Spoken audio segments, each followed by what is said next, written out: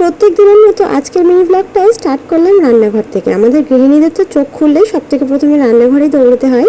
তো আমিও কিন্তু রান্নাঘরে এসে সব থেকে প্রথমে ব্রেকফাস্টটা রেডি করলাম। আমি, হাজব্যান্ড, মা তিনজনে খাওয়া দাওয়া সেরে নিলাম। তারপরে এই যে কাজে নেমে পড়েছি। তো ছাদে গিয়ে মুরগিদের খাবার দেওয়ার পাশাপাশি জামা কাপড়গুলো মেলে দিলাম, যেগুলো ধুয়েছিলাম। তারপর ঘরে এলাম, বিছানাটা চেঞ্জ করে প্রথমে একটা চাদর পেতে তারপরে আরেকটা চাদর পেতে দিলাম। তার সাথে কিন্তু দালানের বিছানাটাও গুছিয়ে নিলাম। তো এইভাবে কিন্তু প্রত্যেক দিন প্রত্যেক দিন তো বিছানার চাদর চেঞ্জ করা যায় না, 2-3 দিন পর পরে চেঞ্জ করি। আর এই যে ঘরটা ঝাড়ু দিয়ে পোছাপুছি করছি। আগে 1 ঘন্টা লাগতো, এখন 1.5 ঘন্টা লেগে যায়, কারণ মেয়ে এত পরিমাণে বিরক্ত করে, কাজগুলো করতে অনেকটাই সময় লেগে যায়। তো কি আর করা যাবে, মেয়েকে নিয়ে এইভাবেই বেশ হাসি খুশিতেই দিনটা কাটছি আর কি। তো তারপরে এই যে ব্রেকফাস্টের পর যা যে এটোকাটো থালাবাটি বেরিয়েছিল সেগুলোকে ধুয়ে নিলাম, সাথে সাথেই বেসিনে নিয়ে এটা ক্লিন করে নিলাম। আর মা এনেছিলেন পুঁই শাক কুমড়ো। দুপুরে রান্না হয়েছিল কুমড়ো দিয়ে, পুঁই শাক দিয়ে আর গরুর মাংস দিয়ে। তারপর সন্ধ্যাবেলা মুড়ি মাখা খেয়ে নিজের একটু কাজ করে এইভাবেই আজকের সকাল থেকে সন্ধ্যাটা কাটালাম।